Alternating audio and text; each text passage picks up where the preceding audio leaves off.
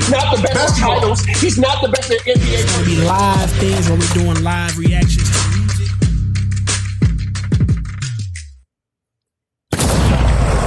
Yeah, buddy. We live in the building, baby. It's been a minute since your boy been in the building, dog. What's poppin' on my G? You know what time it is, man. It's your boy Word with Kenny G in the building. Back at it again on the Word of Klarity podcast, man. It's been a minute. I believe we on episode 25. Is that correct?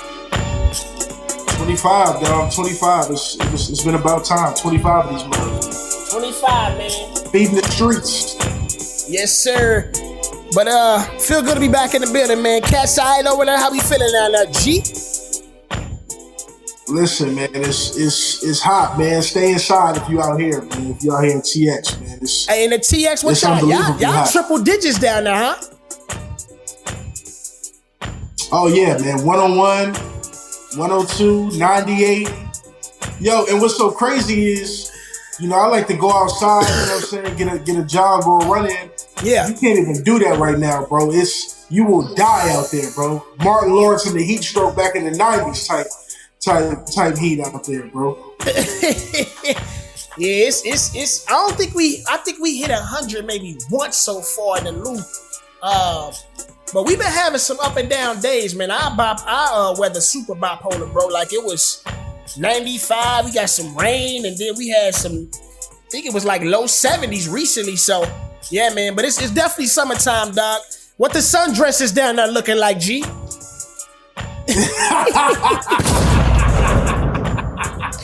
Hey, is they saying how or is they saying bye? What they doing, dog? You know, listen. Hey, out here, man, in Houston, man, you know, outside of food and heat, you know, that's what you're known for out here, man. The sundress is definitely in full effect in sundress season, so it's crazy out here, man. It's crazy. Yeah. Y'all boys be safe, man. Sundress season, dog. Is it a hot girl summer? What you think about your girl, Megan Thee Stallion, dog? I'm just freestyling right now, G. You getting to it? Listen, we could get to it. You brought up H-Town. That my mind just went straight to the hotties, dog. Pause. Listen, well, I know you can't stand me, so you know it's a little different for you, bro. I know you're not really a fan. I thought she did okay for the BET Awards, but you're not really a fan. Yeah, nah, I mean she was the opening act, right? Yeah, she was, and she came out for who said was that she jumped on. She came out for Glorilla. Glorilla, yeah. Yeah, hey man, it was something that was kind of crazy. We could start with Meg, but yeah, man, that mug was. It felt like it was the BET Her Awards. You know what I'm saying? Like, I felt like every artist that was performing was a woman for like at least 5, 6, 7 artists consecutively. You know what I mean? Yeah, you know what's crazy? When I was watching the awards, I was literally telling my lady, I was like, yo, what's crazy is female hip hop has, like, we've never seen it on this level. Yeah. Ever. In life. And I do feel like female hip hop is all kind of doing the same thing right now, so it's a little monotonous. Yeah. But I do love to see the women empowerment aspect of it. I do love to see women getting their just due, because for a long time, bro, like there was a time where like female hip hop was just dead. There was no artist out here, nobody I respected, nobody who was getting spins. But now, like you said, the whole award show, bro, was women out here just kind of like showing out and showing proving. So, hey, listen, I ain't never seen no reaction like that Sexy Red reaction. I ain't never seen. You talking about the crowd? Yeah. The crowd. Bro, she put that Get Sexy on, bro. You thought that mug was the Rolling Loud audience in that mug. The mug was going so crazy, G. Straight up. I mean, absolutely. Yeah, bro.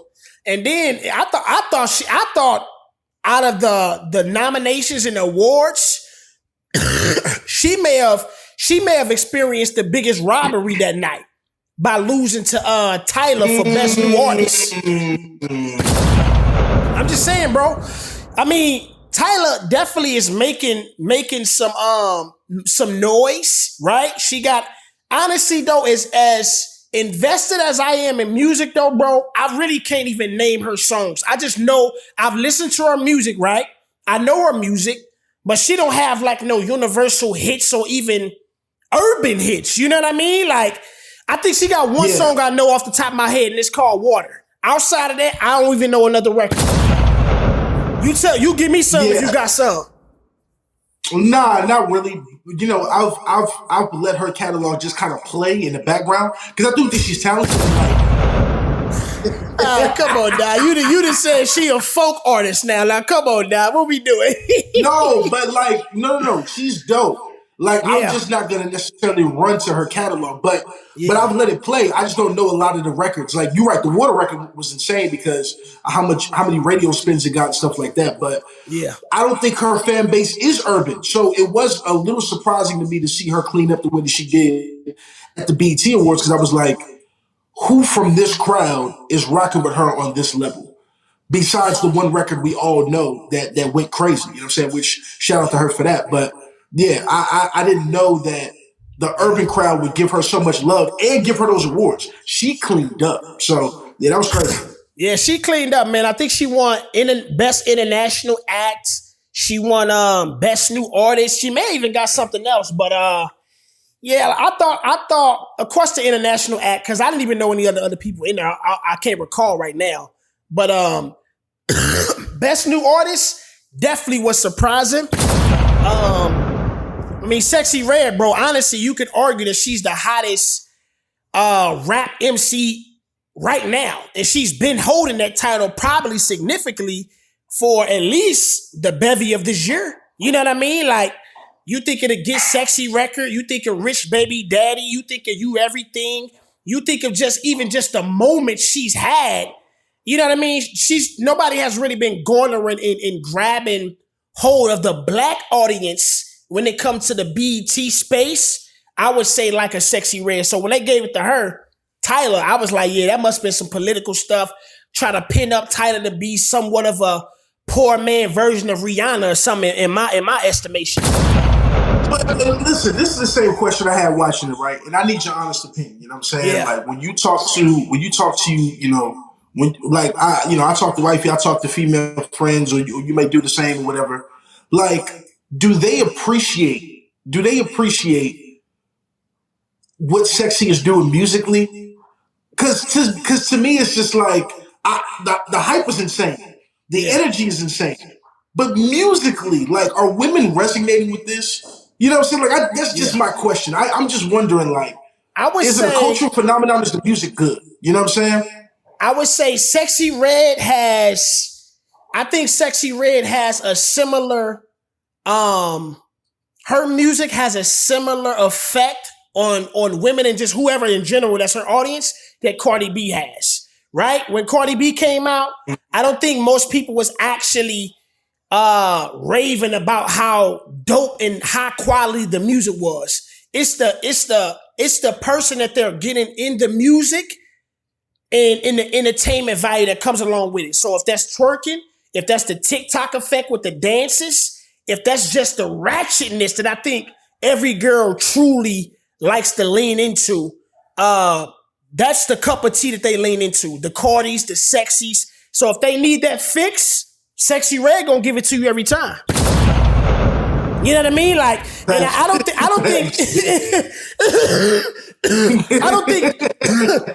think no, like, I mean, that's the best way to put it though, dog. Like, every chick needs that fix. You know what I mean? Like, it's like the chicks that want to be married to the good guy, but they love a hood nigga. You know what I mean? So if they need that fix, they know exactly where to go get that hood nigga. So that music, when it comes to that ratchetness, is almost that version in a female artist, basically. You know what I mean? Like, so I don't even think it's about the quality of their music. It's the way that their music makes them feel. I know chicks that I know Love putting that mug on when they just in the mirror, getting ready, twerking, about to go out, feeling good. That's the music you putting on. You're not putting on no heartbroken stuff. You know what I mean? Like, what's gonna make me feel good and go out here and feel like I finna win tonight? So, yeah, man, I think that's most how chicks look at it. But look, honestly, bro, like you know, Lyric in the chat, he talking about pulling up to that mug. If a show came to the city. So she even got some dudes out here saying, yo, I'm rocking with you. You know what I mean? Like, and honestly, that's quite surprising because holistically, I probably could count on one hand women, female rap artists that I actually would rock with to the point where I would probably purchase a hard ticket. It's not too many cats that I'm gonna do that. I support Sexy because she's from the city. But I can't see myself purchasing actually a Sexy Red ticket, pulling up and yelling out, get it sexy. I can't see myself necessarily doing that. I love what she's doing for the city, though. You know what I mean? I will never take that away from her. I love what she's doing for the city, and she killing it. I give it up for her in that aspect for sure. Hey, can you imagine, bro, you in the crowd talking about, woo, baby, that mug, dog. Yeah, dog. No way, dog. Hey, we gonna move the BET Awards up a little early, dog. And let's just look at these winners, see who lost. Like I said, I think the biggest robbery already was Tyler getting Best New Artist over Sexy Red. To name the other people that was in that Best New Artist category, you had Tyler, Friday, which is another Friday body of work already early on is already one of the ones for sure. Friday, you got 4 bats. 4 bats is literally done just off of the strength of Drizzy signing and then that one song that went crazy. Like outside of that, you know what I mean? I'm not really jacking them too much. Pause. So I just got a question though, right? What's up? Help me with this. I'm a fan of good music. I'm a fan of like I felt like when we had new artists that dropped, I'm personally like I play a Summer Walker, I'll play a SZA, you know, I'll play a Her. You know, I feel like these artists were new artists that fit a generation, but also were creatively just something different. And you knew that their track record when they came in was going to be wild. Bodies of work going to be wild. Now, depending on how you feel about those artists from various spaces, that's one thing. But I felt like the quality that we were talking about was bar none. When I looked at this new artist list, do you feel like music is getting worse? Let's keep it. I just gotta ask, dog, because like I like 4 Bass records, you know, for the joints that we know, like you said. Tyler, you know, like I said, that one record, Water, went crazy, but internationally, you know, she may be somewhere, and that just may not be our cup of tea. Sexy's, you know, doing crazy numbers, so you got to support Sexy, what she's doing for a culture. But just the quality of music. When I'm looking at these new artists, and I'm saying these are the artists, you know, 4 or 5 years from now who are going to be wrapping up in our genre for the Grammys, wrapping up for the BET Awards, the ones who are gonna have the clout in our culture. Do you feel like, man, music is in a good place going forward if these are the artists we have to look forward to? Yeah, I mean, honestly, bro, looking at this list, like if we were to ask, like, will any of these people be around 10 years from now? If it's 6 to 7 artists on here, maybe 1.5 may be around, right? And honestly, my thing is this: does that concern you? Because bro, if this is who we got to look forward to, I'm scared. Yeah, I'm like, what's going on, bro? You know what I'm saying? I was looking at this list like, these are the new artists of the culture. Yo, let me one up you right quick. While we already on this, we just gonna marry this with the other list that just came out. This is even more devastating. Now check this out. I had to use a word devastating for this stuff now. Devastating is crazy. Yo, it's crazy. This is almost criminal that's happening right now in hip hop. Criminal is wild. Specifically. Criminal is wild. 2024 XXL Freshman List. You tell me who you know and name a record. Big X the Plug. You know Nah, I rock anything with about Big him? X. Yeah, I rock with Big X. You rocking with him, okay? You rocking I rock with Big X. I rock with Big X. You know what? Hey, you know what? We gonna have to react to these freestyles because these mugs. No. Woo! No. Hey, you ever see that meme? You ever see that meme with the African dude? No. That's exactly, bro. Those freestyles were trash. Now I'm talking about trash. Now it was a The going worst joke. in years. It was a going joke that Lil Mosey historically had the worst. They are now protesting that everybody in this class is substantially worse than his, bro. Overall, like it's crazy, bro. Let me run through these names, bro. That Mexican OT. I rock with Mexican OT. I do. Yeah, all these niggas is down south guys. None of these. Hold on. Let's explore you rock with them. What does that mean? You rock with them like what? They in your rotation? These are guys that are actually people are champion as quality? What does that mean? Yeah, I need to see what that's about. That's a good question. Big X, if I need that like hard vibe, I do think Big X provides that. As a matter of fact, Big X may be trash as a freestyle rapper, whatever the case may be, but like on beats, his voice and his presence, like I think if you actually like put on a few Big X records, you'd be like, oh, like I get why people rock with him. He's not the greatest rapper, but he kind of got like a who can I compare him to? Like just presence. Like imagine a poor man, huh? Is he like a money bag? Okay, yes.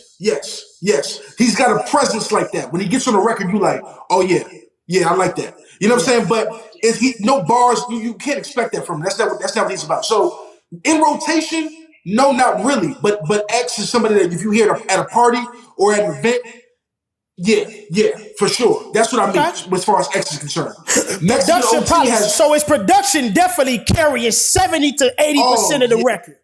Oh yeah, production is crazy. Between his production and his voice and his presence on the record, that's what make you feel like, oh, dude, actually saying something. And then if you were to go to like Rap Genius or something, you'd be devastated at what you're reading. You know what I'm saying? Like it's terrible. But you feel like he was spitting when he was on the record. That's kind of how Big X is. Mexican OT is actually talented. He only has one record that people know. I don't know the name of it. I just know the video. Yeah, but what's the when I walked through the rain in the kitchen whipping chicken in the bread like that? Yeah, that's the one I know. He was sliding in that mug. I don't know what else he's got. And like, was that record somewhere in my rotation? If I were to go like, work out or something like that, cool. Yeah, maybe that. But like, no, he's not an artist that I know of and think moving forward he's going to be around for a long time. Or I'm playing him like crazy. No. So when I say I rock with these dudes, I'm saying those two dudes aren't terrible. That's what I'm saying. Those two dudes aren't terrible on beats. Now you get them in freestyle settings or you get them to spit bars. No, it's a rap for the masses. Yeah, it's a rap for the masses on that joint. But on beats, cool. You know what I'm saying? I'm with that. I'm with that on beats. So that's what I mean by rock with them. Nothing crazier than that. All right. Let's finish going through this list. Let's see what else we got. Okay. Who else we got? We got Lay Banks. Never heard of him a day in my life. In the words of Keke Palmer, sorry to that man. I've never heard. I don't know if that's a man or a woman, but sorry to them. I've never heard their name. That's a woman, yeah. That's a female chick. Yeah, never heard. Boss Man D-Lo. I know Boss Man. He got some joints. Boss Man D-Lo. He got a big time joint that go crazy for sure. I know him. I was bad at school, and I'm trying to. Yeah, he got that mug. Now, is he actually talented? I don't think so. But he probably just caught one. Straight flow. Yeah, he caught one. TikTok, Instagram Reels. That reel. I'm Club Bop record. I still got my Boss Man D-Lo reel challenge still in the tuck. I need to go ahead and get on that mug, man. I like that mug. That's one of the challenges I like. Put some talent on it. You know what I'm saying? Because he's getting over right now. So put some talent on it. But yeah, Shout out to Boss Man. He called a record. I'll give him that. Boss Man got a joint. We got Richard Mary. I never heard of him. I've heard, but I can't tell you much. I can't tell you much. So I'm not even gonna fake the funk and act like I got a whole bunch of info on Richard Mary. Nah. We got Scarlip. I'm familiar with Scarlip. I like the energy when I go to the music. It's not much there for me to examine and come away with. But yeah, that's the best way I can kind of do that. Wait, this is the freshman class though?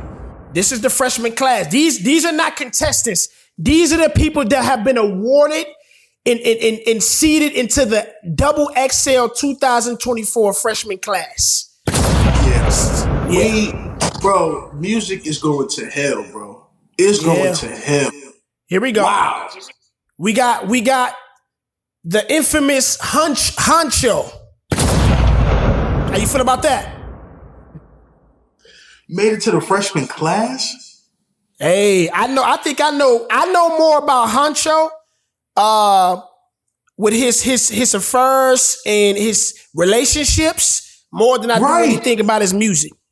He's a personality. At this point, it's a personality, not even mute. Like where's the Yeah, man. Honcho out of here, bro.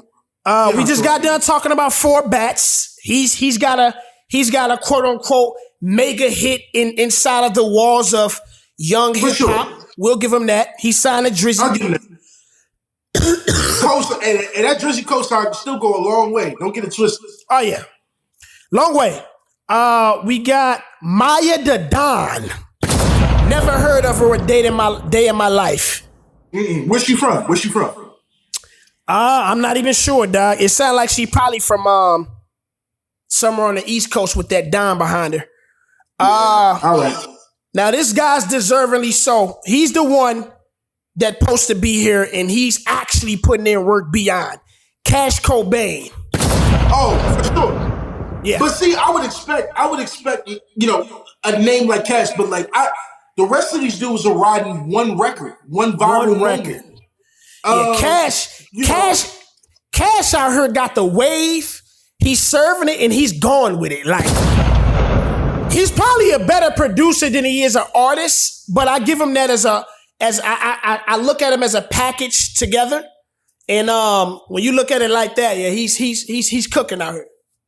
Oh, facts. Now, Cash is somebody that I think deserves some respect for being on this list, but the rest of Cash would make you think he's a Hall of Fame level talent in comparison to this list, which is crazy because what is going on, bro? You know what I'm saying? Like, by default, this is playing against the G League right now. This is crazy.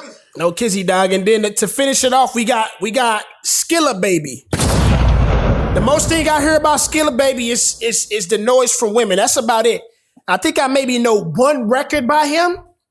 Outside of that, though, I couldn't tell you nothing about the guy. This should be like an all famous TikTok list or something, bro. This is crazy. It gotta be, bro. I ain't gonna lie, dog. This 2024 XXL list is almost unfathomable, bro. To think this is where music is. As much as I feel about this list, though, bro, I still find it's more so echoing, like, I guess what's to come in the future of music. If this is the hands it's gonna be held in. You know what I mean? That's the problem. Let me ask you a real question and hopefully we can clip this up because this is my real question. What's worse, the XXL Freshman List or this year's NBA draft? Which one's worse, bro? Which one was more terrible? I ain't gonna lie, bro. That may be a pick'em. No kizzy. So yeah, dog. If you talking about what's worse between the 2024 draft NBA class or the XXL 2024 class, yeah, bro. That's a straight up pick'em, bro. I don't know. Honestly, bro, what's that Breakfast Club meme where dude was like, who is these niggas?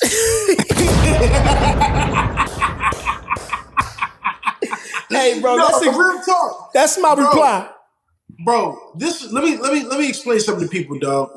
When it comes to prospects, like next year's class, this dude's in next year's class. Ron Harper's son, Dylan Harper. Cooper Flag. Next year's NBA draft is actually going to be really good. Do you know the NBA comparison for the number one pick this year? Do you know who they compared him to? I don't even know his name, bro. He's he's an international guy, right? Dude from France. His name is Zachary Richichet. He went number one. You know his NBA comparison. Who is it? Was Hedo Turkoglu and Paige Justin. Baby. As the number one pick, Hedo Turkoglu? Hedo Turkoglu at best is a star in his role, bro. Like, that's it. Hedo Turkoglu gonna give you 12, 13 a game. And hit a few shots. Are you kidding me? Number one? No, that's crazy. This is what I'm talking about. Bro. That's crazy, bro. That's how I feel about this. I feel better about the NBA draft, and that's just giving people a glimpse on how bad this XXL freshman class is. So, right, yeah, we in a rough spot, man. Let's jump there, dog. The NBA draft class. You told me do you know the number one draft pick actual name? Yeah, Zach Richichet. Zach Richichet. Where is he from? He out of France? He out of France. Actually, 3 guys from France were picked in this year's draft. The number 1 pick was Zachary Richichet. Number 2 pick was a dude I actually like, who I think is going to be a player, and Alex Sarr from Washington. He didn't. The Atlanta franchise is in such shambles. He purposely didn't work out for them and told his agent, if they draft me, I'm going back to France. That's what he told him. If Atlanta draft me, I'm going back to France, bro. So I'm not even working out for them cats. Take the next dude. Yeah, that's crazy. That's how bad that Atlanta situation is right now. So yeah, Alex Sarr, he's going to be a player. That's going to be a name to remember. I think he has a really high chance of winning the NBA Rookie of the Year. 7'1", best comparison for him. Think in terms of like, think 7-footer who can put the ball on the floor, space, but he's more of a defensive guy. At ceiling, I think he can be a third-team NBA All-NBA guy at ceiling. Really? But at floor, he's an NBA starter. So either way, that's a solid pick. He's decent at best, then, huh? Yeah. Yeah, bro. The NBA draft this year, dog. Yeah, you said it right. What's worse, the XXL or the NBA draft, dog? We gonna put that out as a poll. We gonna clip this mug and put that out as a poll. Facts. Y'all let us know. We need that. What's worse, 2024 XXL Freshman List or the 2024 NBA draft class? Let us know in the comments. Make sure y'all leave a vote down below. Yeah, man, that mug, dog. I literally was only watching it to see if my Lakers was gonna pick up Bronny, which we did. He kind of stole, not really stole, wasn't much to steal anything, honestly. It was just kind of the show that everybody was sitting back to watch. So I got on here on the actual agenda for the show. Like, what was your immediate reactions to Bronny getting drafted? Did it match your prediction? And once it happened, kind of what was the takeaway and feedback at that moment? Yeah, so let me first of all say this word because I don't want to come off negative. So let me say all the platitudes first because I think it's legit, and then we'll get into how I really feel. One, love to see Bronny get drafted number 1, and I mean that genuinely. Like, you talk about a dude who last year almost died. Dude was almost out of there. Yeah. We didn't know what was going on with him. We got reports he had collapsed, heart had stopped in practice. And, Bron's at the hospital, Savannah's crying. It was a bad scene. So to go from that last year to this dude, getting his name called in the NBA draft is a huge thing. Second of all, how dope is it to have, Pops and a son play together first time ever in NBA history? It's happened before in baseball and other sports, but never happened on the NBA court. So one, speaking to LeBron's greatness and longevity to even be around enough to even play with his son, and then to see them both on the same squad is dope. So that was dope. Here's what I don't like though. So in light of that, definitely not hating. Definitely don't think it's a terrible thing. But here's what I do think is terrible. I know that this happens all the time, and I'm actually not jumping into the whole nepotism bag because first and foremost, black people don't do it enough. I applaud nepotism.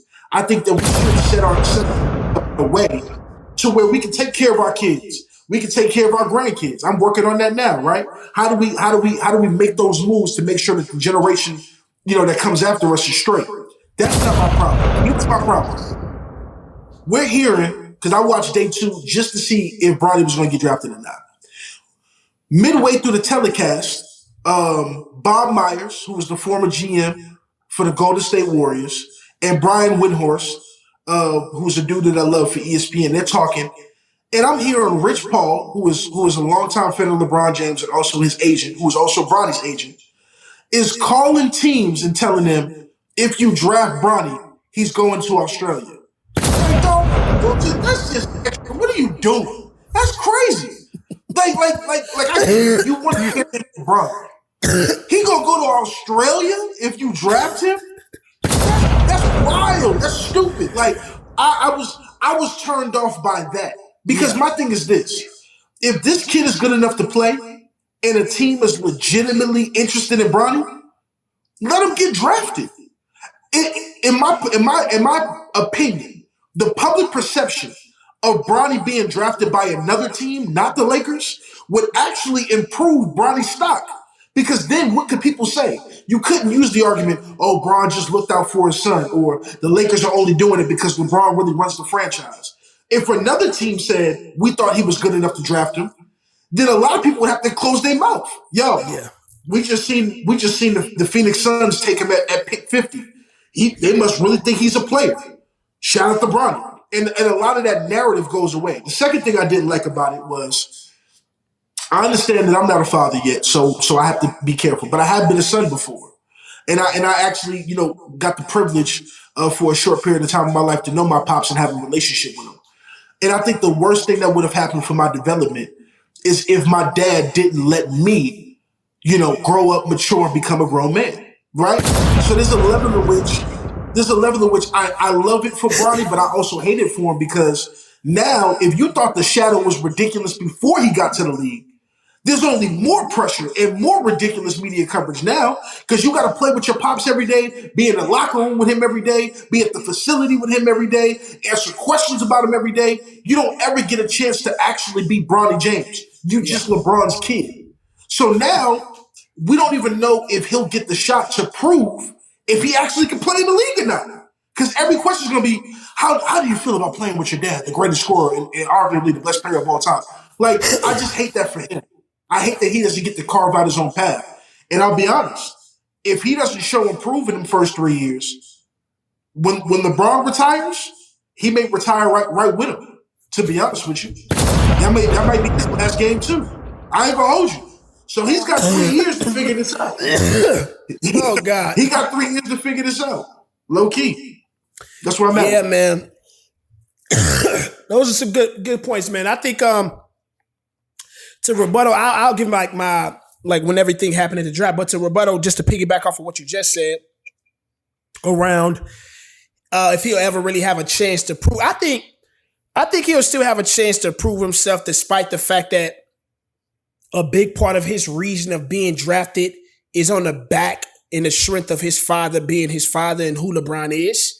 But I mean, it's like what I say all the time, it's not directly parallel, but good music, despite whatever an artist or a musician situation may be at the time, like if they had a bad turn in the public eye, good music a lot of time will get them through that.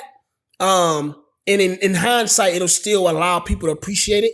So I feel like, his situation or his circumstance for Bronny is definitely bigger than anything in his career right now because he hasn't done anything. But if he was to go out there, actually be a valuable piece out there for the Lakers, let alone it's the Lakers too, bro. The lights are bright. We have big expectations. So if you come out, show that you actually come in the ball, I think easily he can start getting people on his side and actually winning over that resistance that's already waiting to basically say, this is why you didn't deserve to be in the NBA. I think he can turn that. You know what I mean? As much as that current is waiting to crash on him, If you can quickly turn that on his other side and win that narrative if you actually come out and produce. True. Let me just say this real quick and then jump back in your bag. My only question to that, because I don't even know if it's necessarily a rebuttal. My only question to that is, again, you almost had a near-death accident just last year. Yeah. So you didn't really get a chance to rev up and train. So you don't have the greatest season in college. Okay, we understand that. There's grace for that, no problem. But the issue is, knowing who Laker Nation is, you being a Laker fan, big expectations, no matter really what the roster is. You can have you and 5 of your homies out there, and they're going to expect y'all to get the championship. And you're like, bro, what? You know what I'm saying? Like, that's how the Laker Nation is. That's how the fan base is. That's the expectations for such a storied franchise. Yeah. So now you throw this kid into a fire. You give him a guaranteed contract for the next 3 years with a fourth-year team option. And then you tell him, hey, beat the odds. We're not expecting you to develop. Get on the court and produce. Yeah. That's hard for anybody to do, even if you felt like you were ready and had time under your belt. Now you're going to put him in Laker Nation, and he's not necessarily had the time to even prepare. But now the microscope and him being Bron's son and him being on the Lakers, to me, you're asking this kid to fail. When really, if he just had time to develop under a normal franchise in a normal situation, who knows what this dude can be? He could be really good. He don't got time to develop like that. The expectations are, bro, his preseason game is already on ESPN. And he might get cracked in that preseason game. Yeah. Yeah, I mean, I don't know. Hey, it can go either way, man. Right now, I know we mad about it, so I kind of like basically just abort that to jump to what I felt about him getting drafted and this whole ordeal that's going on. If it was any draft for him to actually enter the draft and get drafted, this was the draft. I must say that first and foremost. Like, I gotta say that because, I mean, the talk of this draft, like we just did earlier in this podcast episode, is who is these niggas? You know what I mean? Like, who are these niggas? Even if they not niggas, they all niggas under the umbrella of this draft class. So it's like, he averaged 5 points at USC. But I mean, the niggas that's in this draft class, no matter what statistics they put up, we didn't expect anybody to come out as the man. It's nobody we feel like that's close to a Wembanyama, Ja Morant, Zion Williamson, Anthony Edwards. These are just recent people that have come in the draft that actually had a bit of momentum going into the league and expectation. There's nobody in this draft class that has that. So, I mean, like, yeah, we can feel a way about it. My most discomfort or indifferentness about Bronny being drafted doesn't necessarily come at the expense of him just being drafted. It's where he got drafted to, because it's the wrong franchise for what's taken underway. It's a great story. Don't get me wrong. A father and son, and the father being a top 10 player still in the league, gets his son to play on the same roster. Amazing headline. Amazing story. And honestly, if the Lakers was a different franchise that wasn't the Lakers but had that superior, highly esteemed, like supreme cloth, it would be amazing for that city too. San Antonio, something like that. Because it has that cloth, but the city and the expectations isn't tied along to San Antonio there. They know we have championship spirit, we have a championship presence. People respect us around the league, but it doesn't come with all the side noise and expectations that LA and Hollywood does. So it'll be amazing for a city like that. You know what I mean? Like, even if this is back in Cleveland, it would be amazing. It's just the fact that it's in LA. And I think that's where a lot of the discomfort for Laker Nation is happening. The turmoil is happening in that realm. So I'm a part of that narrative that's going on with that. And then also, when you pair the drafting of Bronny, also with the addition of a new head coach, JJ, who happens to be the co-host of LeBron's podcast, I said this in the chat. Right. Happens. Some people say this is all a part of the script, right? That's where it looks like the GM, who is Rob Pelinka, isn't necessarily in that seat. It's LeBron that's wearing that hat. He's being a player coach. He's been a player GM. You almost can say he's being the owner. Some people believe he has some type of love affairs between Jeannie Buss. Now look, we not finna start rumors here because I love black love and what seems to be black excellent love between him and Savannah. I applaud that. I think it's one of the best pictures of love we have. But you know, it's allegedly, because when you in these places, man, everything has to be alleged. That's right. Anyways, man. I appreciate that. Oh yeah, for sure. So I think for me, that's also one of my gripes with what's happening right now with my Lakers. Drafting Bronny doesn't seem like a championship move. It doesn't seem like we're trying to achieve championship strides with saying we're going to draft Bronny. Not the fact that it was somebody in a draft that was worthy of us to draft that says we're trying to draft them for championships. I don't think none of that would be found in the draft. I think you should have probably took those 2 draft picks like we always typically do with our picks, bundle them with a trade, bundle them with some type of move in the offseason that gets us some type of veteran or player that's in the league that's already ready for the league. It could add to instant winning. And I think that's more so along the lines of what the Lakers would be doing if they was making championship moves. So that's kind of my gripes with it, dog. You know, I'm a part of Laker Nation, but at the end of the day, with or without Bronny, do I believe we were in championship area or the realm of championships? I don't think so. I don't think this offseason really was offering much to put us in that realm. I would have liked, we'll get to this in a minute, but I would have liked somebody like a Clay. But even all these things that was being lollied out there or tossed out there as possibilities, like a Donovan Mitchell or Trae Young, none of those guys really said championship expectations if they were added to our squad, for me per se. I may be in the minority of that, but I'm okay with that. I just think the West is not the West of the old. The young team are definitely turning the corner. And it's one team in particular that's increasingly getting better by the move in Oklahoma City Thunder. So that's kind of where I sit with that. I don't know if you got anything else you want to chime in back on that, but if not, we could touch on the offseason next, and then we'll try to probably rally up this NBA segment with the finals, because we ain't even hit that yet. Yeah. Let's go to free agency, man. I think I respond to it by ushering us in there. So yeah, it's interesting that you talk about free agency from the standpoint of not many moves the Lakers could make, because I would love to know your mentality on that. Obviously, I've made no qualms about this. I'm a Celtics fan, so shout out to us as the champs. I celebrated like I won, and I was out there, blood, sweat, and tears this year. Yeah, so back to the Lakers though, just because I think that their non-movement has been surprising. Yeah. How much of an upgrade do you think Trae Young is from a D-Lo? Because I would say significant. Mm. So to answer your question, bro, I think they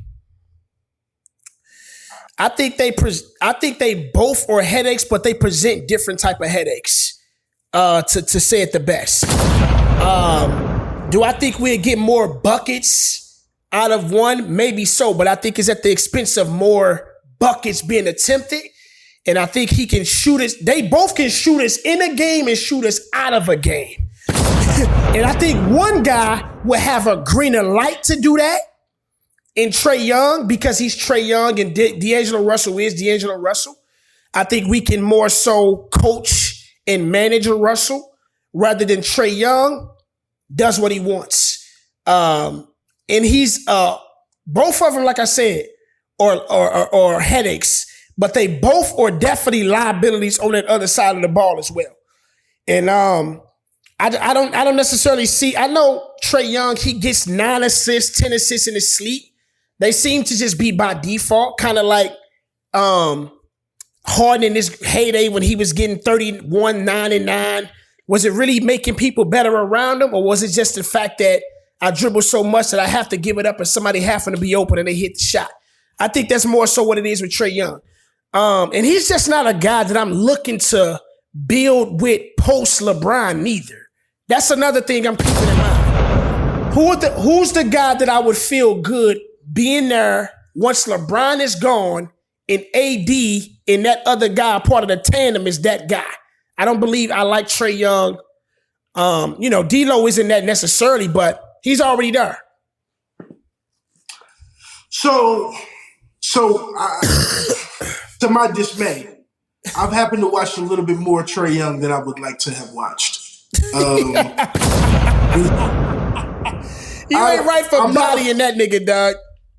Yeah, I'm not a huge fan of like Trae Young holistically, but here's what I will say about Trae Young. Yeah. That is bar none just true.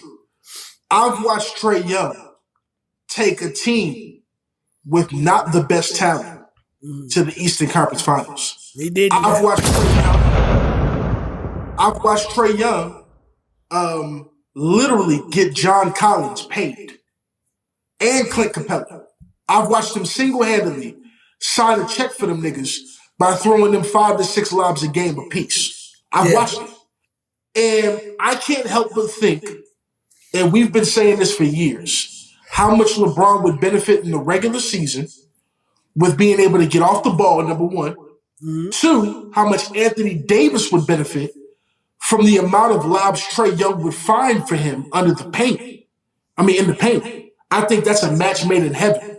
Trae Young and a big man is a guaranteed 7-8 assists easy just because of his court gravity alone and his ability to throw the lob. On top of the fact that if you want to talk about consistency, D'Lo's the type of dude that can give you 35 and 11 one night and then go 0 for 5 and be clipping his nails on the sidelines the next game. You're like, what? How is that possible? That's never going to be the issue with Trae Young. Trae Young may shoot you out of the game sometimes, but more often than not, Trae Young's getting you a consistent 20 to 25 points, maybe 30. And if he gets hot, he may literally take over a few nights and allow those boys to get a seat. So when I think about, they're both defensive liabilities because one can play defense but chooses not to, and the other one is just vertically challenged and doesn't have the physicality to do it. But neither of them are going to give you consistency on defense, but that's why you got Anthony Davis. That's why you got LeBron James. That's why you got Taurean Prince. That's why you got dudes, Vanderbilt when he's healthy and others who literally just come in to lock up. So once you get past the first line of defense, those are the guys on the wings and in the post to take care of some of that problem. So to me, I think Trae Young is a significant upgrade from D'Lo. I think when I think about the other side of it, though, the other guy that y'all had a chance, because I really feel like if you played your cards right, because Atlanta's rebuilding, they would have probably gave away the farm. So you could have had a situation where LeBron signs for $36 million rather than $52 per year, which opens up some cap space. Then you get rid of D'Lo and some picks, you get Trae. Then you still got Austin Reeves, this commodity that y'all believe in so much to think he's going to be the future of the franchise, and I just don't understand it. I would get rid of Austin Reeves to Golden State for Klay Thompson in a heartbeat when I think about fit. Yeah. LeBron, Klay Thompson, Anthony Davis, and Trae Young put you guys in a different space in the West today than making none of those moves and running it back with the same roster and giving LeBron $52 million a year. To me, it was just a no-brainer. If y'all wanted to compete, that's what your roster could have looked like versus the way that it looks like now. To that, you say what? That's playing fantasy basketball right there, though. I mean, you think it was a reality. I don't know how close to some of those deals were. We seem to be in love with Austin Reeves for sure. That is proven. We gave him his money. The niggas in our starting lineup. And we believe he's the second coming to Alex Caruso or some sort. I don't think he's that. Caruso was definitely more of a man. Pause. He got on the other side of that ball, and he was a part of that championship squad we had. But I mean, yeah, Trae Young, Klay Thompson, Bron, AD puts us in a different space in the Western Conference if we were to pull that off. I don't know what that bench would have looked like after that, but would that have mattered? Because my thing is this: it's been reported by multiple sources that y'all were a Austin Reeves and a pick away from Golden State being willing to do that sign and trade for Klay Thompson, and you guys felt like Austin Reeves was somebody you could not let go, and that's what opened up the door for Trae to take money elsewhere and go to Dallas. To me, that's dumb. I'm sending Austin Reeves with the first bus ticket I can find. He's going on Greyhound. I'm not even getting him a plane. Hey man, I'm not gonna lie, dog. We seem to be on. I don't know what the split is, but I think there is a bit of a parity when it comes to Klay and his trajectory going forward. There's some people that believe that Klay is just totally done. To that, what you say? I would say they didn't watch the second half of the season. First half of the season, Klay definitely looked cooked. Second half of the season, 3-point percentage was up to 42%. Points per game was up to 21.5. Field goal percentage was up 47%. So like my thing, and that's from a volume shooter and somebody who takes threes and a lot of shots outside of the paint. Yeah. Klay started looking like regular Klay again second half of the season. Just was too late by that time because Golden State had already dug himself a hole. So what I would say is, no, I think Klay in the right situation when he doesn't have to be the second guy. Golden State was awful last year. Let's just call it what it is. They were awful, and they're going to be even worse this year. So definitely, Steph Curry was relying on Klay Thompson to be the second guy, and he got benched in the first half of the year. When that changed, and they changed the lineup, and they made some adjustments, and Klay wasn't heavily relied on, Klay started going crazy in the second half of the season, which is why people were like, if you just give us Klay Thompson and we make him the third option, think about it this way, bro. The court gravity between LeBron James and Anthony Davis is bar none. Them niggas require so much attention, it's crazy. Now, instead of LeBron driving to the basket, getting double teamed, kicking it out to freaking D'Lo, he's kicked in the corner in the playoffs. He's kicking it out to Klay Thompson for a wide open three. Yeah. I don't care how cooked you think Klay Thompson is. He's not missing them same threes that D'Lo missed in the Nuggets series. It's not happening. Yeah, I mean, Klay Thompson out there. Yeah, I'm right there with you. Had y'all had Klay Thompson out there, no problems. We would have been talking about maybe a 7-game series with Klay Thompson just based off looks alone. Yeah. So, yeah, bro, I think if you really watch basketball, you know Klay didn't look good as he was working himself into shape. But once he found his rhythm, Klay was solid. And Klay in Dallas, oh my God. That's what I'm gonna say. God. Yeah, I'm gonna go there next. People understand what's getting ready to happen. Yeah, I was gonna say we're gonna go to Dallas next, but I was gonna say, yeah, I believe I'm right there with you. I don't believe he's done. I was more so thinking more the problem was not even what was going on court. It was more so the intangibles in the disconnect between him and that organization and where they lie now in today's current day. I think he just needed a fresh start, bro. I think he believes that franchise kind of lost how they view him or how they viewed him. And I think that gave him several chances, but I think it was all just out of like it was like kind of charity, like kind of almost feeling sorry for the guy, not like really in confident belief of him. So it's kind of like, and I said this to somebody recently, like Kyrie, you know, he kind of needed a fresh start to get down to Dallas to be who he was last year. In the best Kyrie we've seen since 2016. And I think when you get in the organization and a part of a franchise that really shows that they catering to you, they appreciate you, the fans are welcoming you with open arms. And not because you really did anything for them, but you knew they know what you are, and they happy to have you. You know what I mean? Like they happy to have you. Somebody else is trash. Somebody else trash is treasure to somebody else kind of concept. You know what I mean? So I think I think that very much could be the situation for Klay. I'm looking forward to it, man, because you're talking about two guys. Bro, you're talking about three guys that can, at any moment, you can't tell me that Klay can't still go and get you one of them games where he get 35 off of 2, 3, 4 dribbles. I mean, come on, bro. The double teams that they going to be demanding between Kyrie and Luka already is going to be over the top. And now you got to worry about Klay in the corner in place of a Tim Hardaway, of a Derrick Jones Jr.? You wasn't even looking in the corner if Derrick Jones Jr. was over there. Hey, I don't know if you watched the finals. We let Derrick Jones Jr. shoot all he wanted. All he wanted. We was like, go ahead, bro. They moved him out the lineup. He was on the bench come game 3. We were so unconcerned about Derrick Jones Jr. He would shoot, and the team would scream out, fast break. Hey, fast break, let's go.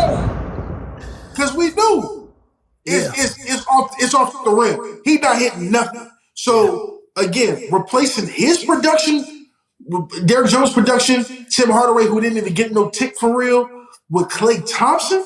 Oh, my God. And then, like you said, Luka and Kyrie already demand so much attention. You just made them better, bro. Another year of Derek Lively, another year of Gafford. And they even signed a few other guys that I just like. Najee Marshall. I know dudes don't know about him. You're going to get real acquainted with him. Defensive stopper type dude, real dog style. Get in your face, might knock you out if you play with him. He that type of dude. Like he the dude that's going like he that dog on the team that's going to be like, what you say? Who you talking to, Klay? Like he that type of dude. So yeah, Dallas. I like Dallas a lot. Outside of OKC, who has had a phenomenal offseason, Hartenstein, Alex Caruso, getting Josh Giddey's non-shooting behind out of there, and getting Alex Caruso, big guard. Jalen Williams, Chet Holmgren, Shai Gilgeous-Alexander, another year of MVP level basketball, and everything else. Lou Dort, Lou Dort. Who's only improving his jump shot on the offensive end, but another dog on defense. They're going to be scary. And they now got this playoff experience now where they know what it's like to fight in a series. They know what it's like to make it scrappy. They were a Shai Gilgeous-Alexander foul away for playing a game 7 against the Mavericks. So they're going to be tough. So Dallas, OKC, who else do I want to shout out in the West? The Pelicans not getting rid of Brandon Ingram, not getting rid of Zion, not getting rid of CJ, and somehow getting DeJounte Murray. The Hawks are just giving players away. They're just letting them go. Here, take all our stars, take everything. They having a yard sale down in Atlanta, dog. Which is why, even if you weren't the biggest fan. If I'm the Lakers, if y'all giving DeJounte Murray away for a bag of cookies, I'll give you a draft pick for Trae Young. What you want? I'll take it. Just give it to me. Y'all rebuilding anyway. Here's some Oreos. Give me Trae Young. I mean, you might as well. They're giving away everything over there. So yeah, shout out to the Pelicans for making that move. The West, the top of the West is gonna look real good, and then Denver gets worse. All the California teams suffer. I don't understand that. As to Lakers making no moves, Clippers letting PG walk for nothing. Like, no compensation, no draft pick, no dude off the bench who can help. He was a free agent, right? He just said, I'm getting out of here. No, but before he's a free agent. So yeah. But they made him an unrestricted free agent because when they couldn't get that 4th year, they had the opportunity to, at the very least, and Draymond Green was very upset about it, but of course he would be. They had an opportunity to do the trade with Golden State, where at least, if you're going to give him away anyway, at least go ahead and get Andrew Wiggins or somebody. Andrew Wiggins is not special or anything like that, but at least you have something coming back. Yeah. To take nothing and just let him go to Philly, and now Philly looks like a damn powerhouse over there between Embiid, Maxey, who just won the most improved player of the year, and now Paul George. They got Eric Gordon over there. I like that Eric Gordon pickup. That was nice. Yeah. They got Tobias Harris out of there. J. Cole. They got Tobias Harris out of there. his choking self, Tobias Harris is so trash. They sent that nigga to Detroit and said, nigga, go take a ride up 8 Mile. Let your career go die. Because that's really what you do. Get that guy out of there, dog. I can't stand Tobias Harris. Listen, addition, even if Philly did nothing else, addition by subtraction by getting rid of Tobias Harris. You get rid of him. And then my favorite move in the offseason, even though it's not a good move for my Celtics, Mikal Bridges to the New York Knicks. Oh yeah. I like that. That may be my favorite too. For sure. Let me tell you something. We talked about it. Neither of us are Knicks fans. We got to compete with the Knicks in our own conference. But let me tell you something. You know who I enjoyed watching their games? Like outside of my Celtics, bro? Yeah. I was tuned in to almost every Knicks game in the playoffs. You want to know why? They play with heart. They play the right way. They play like you gonna have to kill us to kill us. Oh yeah. No, them dudes lost everybody, including Jalen Brunson. It was still fighting against the Pacers like we not going away until the Pacers just beat them up eventually. Like they play with the level of spirit like we can lose everybody and we're willing to get this W. I respect the hell out of the Knicks. So again, Mikal Bridges, Jalen Brunson, re-signing OG, Mitchell Robinson, Josh Hart, Dante DiVincenzo, Julius Randle. The big question over here. The big question, will Julius Randle rightfully accept his role in this new New York Knicks roster? What do we feel about that? That's the greatest question that can be asked, and I'm gonna tell you this much. If he doesn't by February, get him out of there. I'll trade him immediately. Hey, send him back to my LA Lakers. We'll take him. Listen. You give me Bronny James, I'll take you. You can take Julius Randle immediately. I don't listen. If he ruins that chemistry, get him out of it. You've already proven you can make it far without him.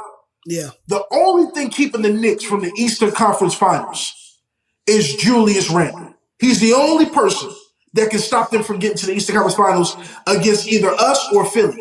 Because I think it's a 3-team race in the Eastern Conference. So, yeah. Hey, I ain't gonna cap though. I'm a put some respect on their name because I know offseason and recent bias to our memories is happening, but I do expect, and I want to say this because it's easily being forgotten by everybody. I do expect Dame and Giannis to say, look, we coming back. We had our first free trial run. All right, we not finna be the Phoenix Suns when Kevin Durant right over there and we just constantly keep blowing seasons and we know it ain't no real future. I expect them over there. And look, I expect them to either do one or two things. The Bucks gonna get it together with what they got going on over there, meaning that they 2 stars and the Bucks still got an amazing supporting cast. But maybe that supporting cast isn't the chemistry and the pieces that need to be around them. So I can see something happen where Chris Middleton is getting offered up come trade deadline. You got Bobby Portis, which I probably wouldn't trade him. But push come to shove, who knows what's happening. And then you got Brook Lopez. And so they still got nice accompanied pieces, bro, where I feel like either they going to get it together and start clicking and they going to be right in the mix of that top 3 to 4 seed in the East. Or, hey, they make a shift. Who knows? I think I said this some other time. Jimmy Butler is Jimmy Butler, no matter where he at until proven different. And so the way that the Miami Heat be talking about him and just that relationship, if you pay attention, they don't hold on to him like they married. They talk about him like, look, we still the Miami Heat, no matter if you Jimmy Butler, you took us to 2 finals in the last recent couple years. And I think Jimmy Butler is aware of how that is looking, and he wouldn't mind playing for a place like Milwaukee Bucks next to Giannis and Dame. You telling me there wouldn't be something to make noise in the East? Now you talk about a roster full of killers, closers, and dogs. Oh man, that mug could be something you're gonna have to deal with. Let me tell you something. I said this in the offseason last year. It's documented.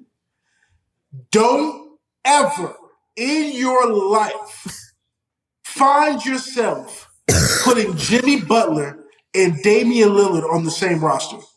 I don't care if it's in Milwaukee. I don't care if it's in Miami. I don't care if it's in Charlotte. Don't ever find them boys on the same roster. They're too close in mentality. They're too close when it comes to life and death situations in the clutch. Man. They're too close in leadership and dog. Those are the two you do not want to play together, bro. Because if they do, oh my God. Nobody wants to see this. It'll be too much. It'll be too much of that DNA inside of one jersey, bro. It'll just be too much. You will almost have to just split them up, bro. Like, you talking about stirring down the barrel of a double barrel. One chamber got Butler, the other chamber got Dame. Talk about and then you got a shotgun and Giannis that's ready to kick back. Bro, these gunshots just really became the marquee item of the show. Let me say this though. More realistically, in the short term, the Bucks, if they do want to compete the way that you're saying, they actually can make one simple move for very cheap, while pretty much keeping their entire roster. You ready for this? Nobody's talking about it. Let me see it. It's been reported, as we know, that DeMar DeRozan wants out, and Chicago's been trying to get away from him. I like that. But let me tell you something. If you can keep Middleton, keep Giannis, keep Dame, and just instead of Beasley or whoever you got playing guard over there next to those guys, if you can just plug in a DeMar DeRozan to that roster, just plug him in for pennies on the dollar, which is what Chicago was asking for. Give me a couple of picks and a role player. Let me tell you something. That still changes Milwaukee's standing, because DeMar DeRozan, if he's going to do nothing else, he's going to be reliable. He's going to get you buckets.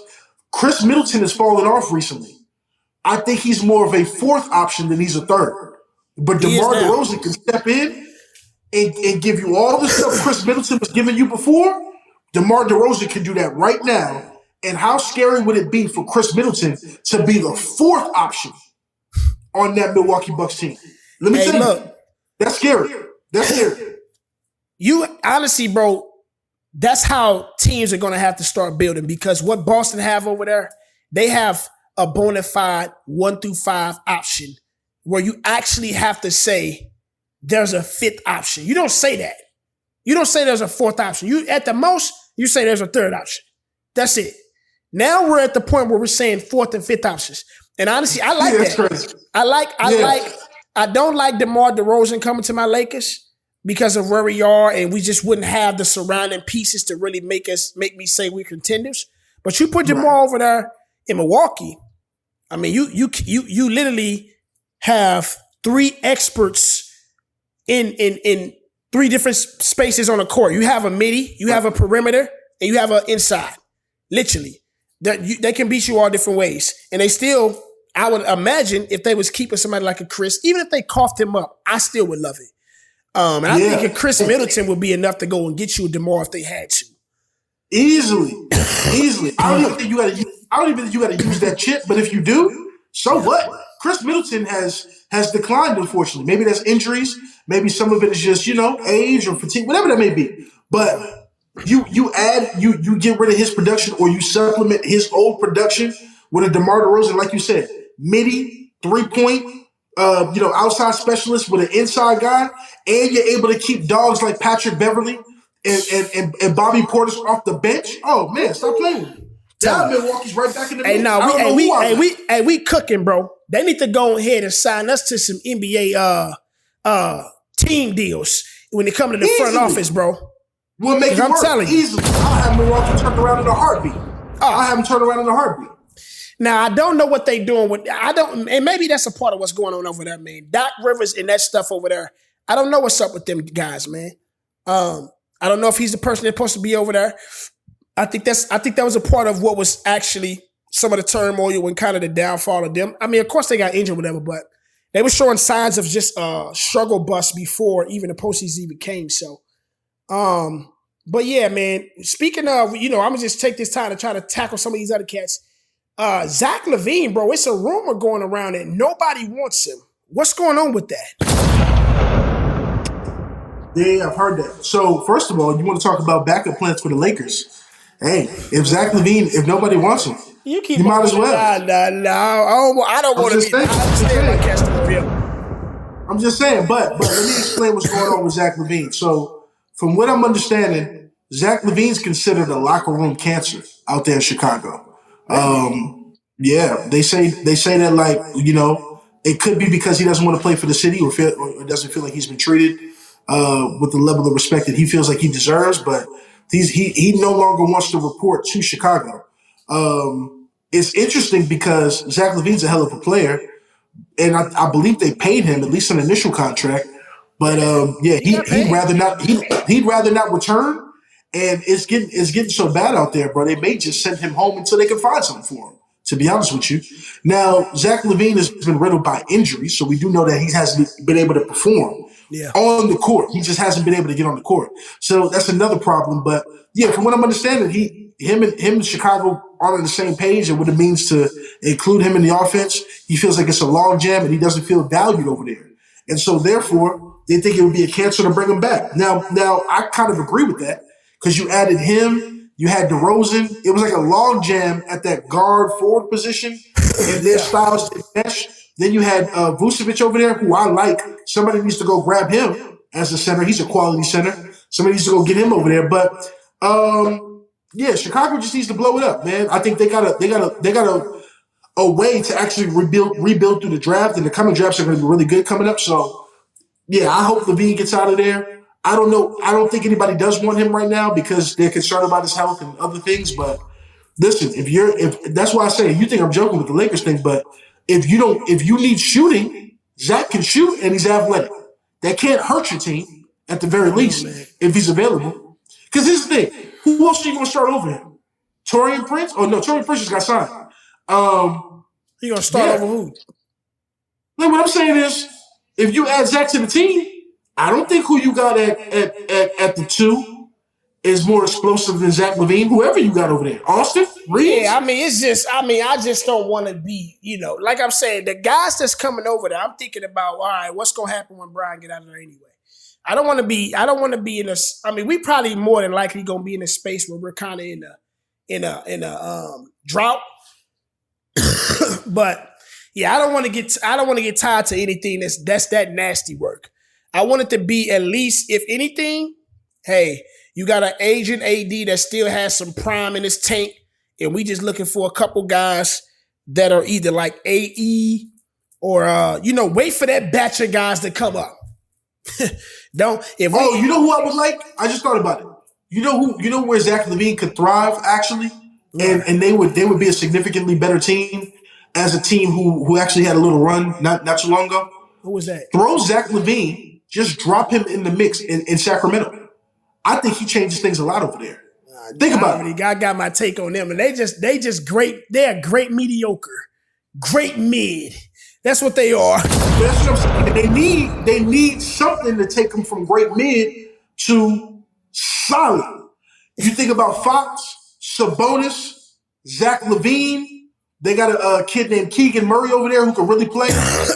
That sounds like a track team. What that looks like? All them dudes are athletes. No kizzy. But yeah, man.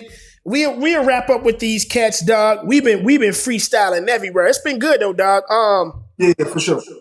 When you think of the, I guess give me your feelings on just Boston. They got the chip, man. 2024 champions. They wrapped them boys up, a gentleman sweep. Yeah, Game 5. What's just some of your quick takes on it, man? First of all, what they gonna say now? Shout out to Jason. What they gonna say now? Yeah, both of the boys are champions. Just 2 years ago, everybody was debating whether or not them boys should be broken up, including Terrell Word Howard. He said that they should be broken up as well. Just 2 years ago, and now you got a ringless. So shout out to them boys for getting that done. So I love the ascension of Jaylen Brown. I love the fact that Jason Tatum's career is decorated with one of the greatest young careers in NBA history, regardless of whatever anybody can say about his performances, and he should have won this, won that. You look at this dude, all NBA teams, NBA All-Stars, first teams, now NBA champion. He's done the job. And it's good to see Jaylen Brown again alongside of him get validated with the sense that, he didn't even make an NBA team this year, but won Finals MVP, Eastern Conference Finals MVP. So I love what they're building there. I want to personally send a ring to the Milwaukee Bucks for giving us Drew Holiday. Appreciate y'all. Y'all single-handedly made the championship possible. Without Drew, we don't get this done. So thank y'all for helping us. We appreciate it. We'll take it. You know what I'm saying? Shout out to them. Porzingis, listen, injured and all. Them games he played, pivotal. He was worth every penny when it came down to the stretch. That game one, he earned his contract, in my opinion. So I hope he rests up. He has surgery. I hope he rests up, get healthy. We don't even need you until February, big dog. Go ahead and sit down. Get 100% right so we can have you for the playoffs. But I love the outlook. The only thing I don't like about my Celtics right now, if I'm being honest, is the fact that we're going to be paying $875 million in salary over the next 3 to 4 or 5 years. That's crazy to me. That's insane. And you got a good bunch, though. I mean, I honestly thought y'all got Derek White on a discount. We did. We did get Derek White on the discount. I seen that contract and said, oh, no. He can go out there and get a bag for real if he wanted to. Absolutely. And would deserve it. It would deserve it. Oh, yeah. Yeah, for sure. Let me tell you something. We got the best defensive backcourt in the league. Easy. I trust them boys. I trust them boys with my life. I ain't gonna lie. Y'all probably got the best defensive backcourt, maybe of the century. Who do I think of? Who do you really think of? Like, you got to think at the 1 and the 2, bro. Size. Like, I think. God, I mean, what we gonna go back to? Detroit, maybe? I don't even know. Right. Chauncey and Rip used to lock up for that team. The whole squad really locked up, but the whole squad. But I don't know if you can give assignments isolated each. And honestly, Drew and Dirk can guard up at least 1 to 3. Respectfully. You know what I mean? Like, KD ain't looking at Derek White like, this who you got on me? He not even looking at Drew Holiday like that. And you know what Dame and Steph and all them other guys talk about Drew Holiday? Drew Holiday is probably the greatest non-multi all-star of all time, bro. Like, I'm telling you, bro. But I mean, I'm willing to put that there, dog. We could clip that as well, dog. Who's the greatest backcourt? Who's the greatest defensive backcourt of the century, bro? I'm willing to put that Derek White and Drew Holiday. If not the top, hey, it's probably a pick 'em, bro. I can't think of nobody else, honestly, right now. And what makes it so crazy, though, I think what makes them even more crazy is, like you said, they can take individuals' assignments and all of that. Both dudes are at least 6'4", so they can kind of guard them tweeners, them dudes who are kind of like, are you a point guard, are you a shooting guard? They can get all of those dudes out of there. And then even guard some forwards. But then the second line of defense, right behind them, is Jalen and Jason. And both of them lock up. And then behind them is Porzingis. And he lock up. So it's insane the way the Celtics is set up. And then the other thing is, after that, they all can turn on the other side and say, go get me a bucket. Go get me a bucket. Go get me a bucket, dog. Go get me a bucket. Stop playing with me. That is why them niggas, that is why in my eyes, they're repeating. They're repeating. The only reason why Boston won't repeat is because something drastic and tragic happens, right? Even with the moves right now, the moves that have happened in the offseason, the trades, the signings, nobody says, you know what, Boston, watch out. And some guys, New York, that are making some great efforts. I have to see it on the court and have to see what it looks like. But another season of Boston coming back with everybody. Jason, Jalen got their money, got their bags. Jalen, getting his deserving awards and the things that he feel like, you know what? I got to go out here with a chip on my shoulder. That's now ease, and he's settling into who he is. Jason, calm, composed. He know all the awards are waiting for him to come. Monkey off his back, he feel good. He feel good. His foundation, Jason. Let me just say this while we're on the boss. Let me just wrap my takeaways from the NBA Championship 2024. Jason Tatum is off to building one of the greatest starts of a foundation of a career that we've ever seen in basketball history, especially in modern basketball. Why? He's been to the playoffs every season he's been in the league. And out of those 6 or 7, right? He's been in what? 5 conference finals and two NBA finals already? Now he's won one. Thank God that he didn't win the finals MVP, because we know what this podcast episode would have been with me right now. Anyways, I love it. It's a part of the great story of his. He's already got multiple first All-NBA teams, multiple All-Star NBA selections. Yeah. He's already been to 2 finals at the age of 26, and he's won. When you line him up next to the likes of Curry, the likes of LeBron, who are the 2 fading faces of the past era that we getting out of the NBA, yeah, he's more successful than those guys when it comes to accolades and his stature of career he's built. He just is. Yeah, LeBron had a lot of individual statistics in getting MVPs. He wasn't kissing rings at this age though. And that's heavyweight. And the other thing is, here's the other thing that I don't think people are really looking at the weight of. He's doing it. He's doing it where at? In Boston, in the colors of green and white. And it's the chip that went from 17 tied with Lakers to 18. Now look, when you I don't know what they call the Boston fan club. I don't know if it's Boston Nation. What are they called? The Bostoniers? All I'm saying is, bro. Celtic Nation. I mean, yeah, we Celtic Nation. Okay, we'll give you that. All I'm saying is he's gonna resonate with those guys majorly. And I just think them guys are gonna at minimum probably get back to the NBA Finals. And they should win. But man, shout out to Jason, bro. He from the city. Everybody know why I love Jason, bro. I seen this guy when he was a kid back in Chaminade. He was killing it back then. He's always been a guy where it seems like he kind of got to get hit hard before he actually gets over the hump. But when he gets over the hump and turn the corner, it's no turning back. And that's what he's been proving there, bro. Pretty much successful at every level. He just got paid big time money. Biggest NBA contract in NBA history, $314 in honor of 314, the area code. Though we did see a breakdown of what it looks like after tax. But shout out to my guy. You know what I'm saying? It's still love. And man, he putting on for the city, man. What now? What they gonna say now? He a champion. And I think I've been saying, bro, he'll have a very similar. I'm not saying he'll end up in a similar ranking, but the way his career story will go, it'll be very similar to Stephen Curry's.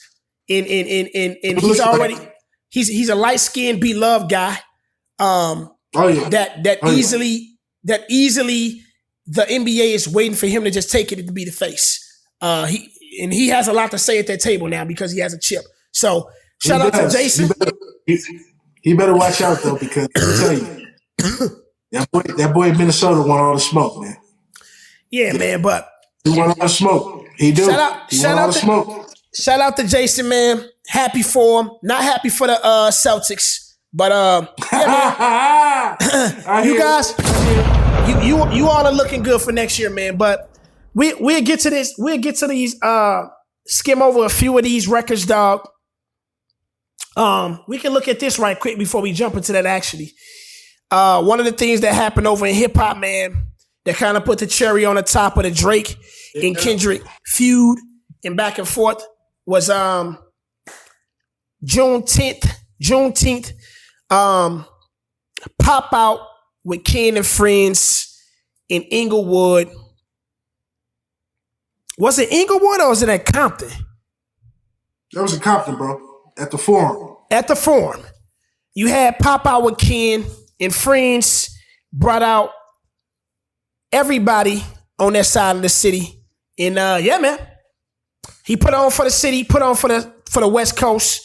And pretty much, if you had to you like that angle right there. Pretty much, if I had to put it in words, he took his victory lap when it came to this Drizzy and Kendrick feud. And it was my takeaway that it was a nice production. I really liked what happened towards the end.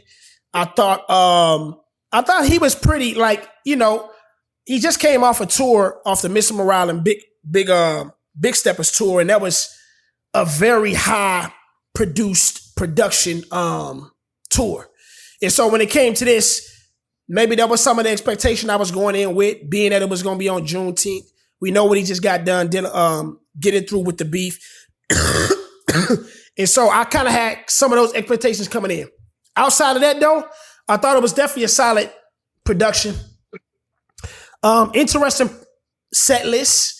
I like the fact that he was out there definitely performing the diss records. I kind of expected that and wanted to see that. But I thought the end of it and kind of what that was symbolic of with just putting on for the West Coast, dog, putting on for all these different groups and audience of people from different hoods and gangs and cliques and all this other stuff that, you know, under a different roof, that could be something totally different.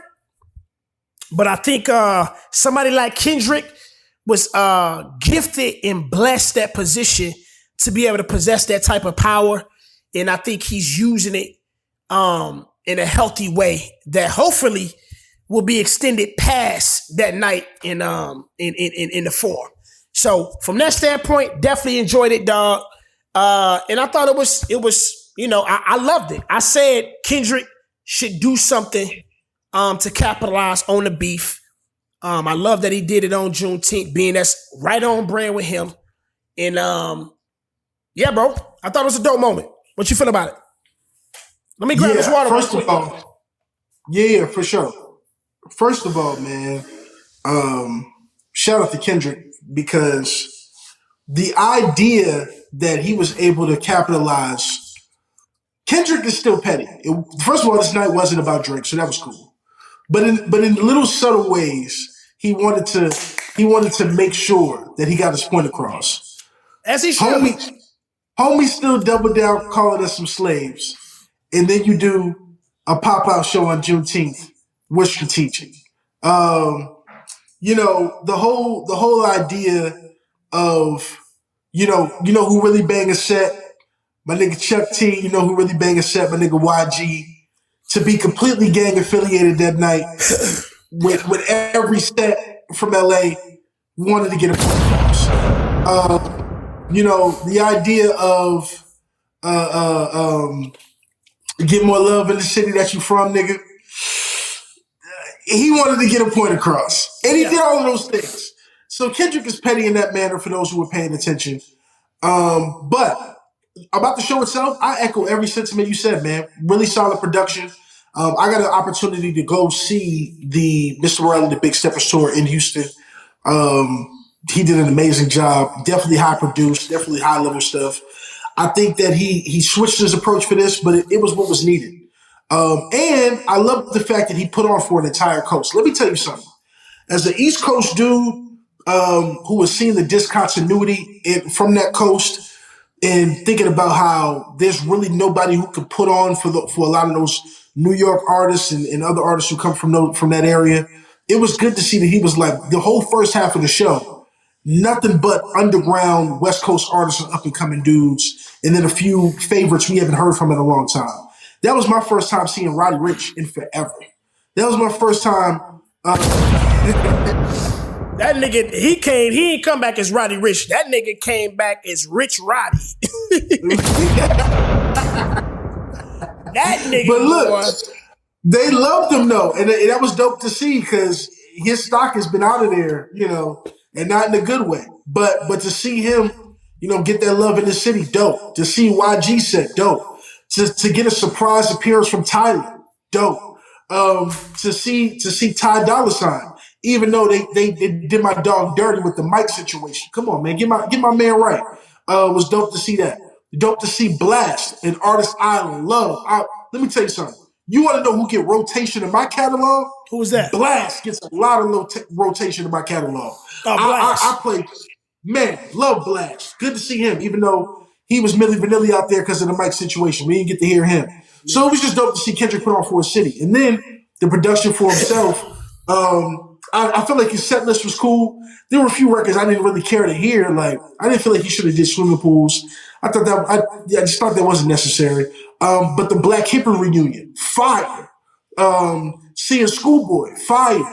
Him doing 616 in LA with Ab Soul, dope.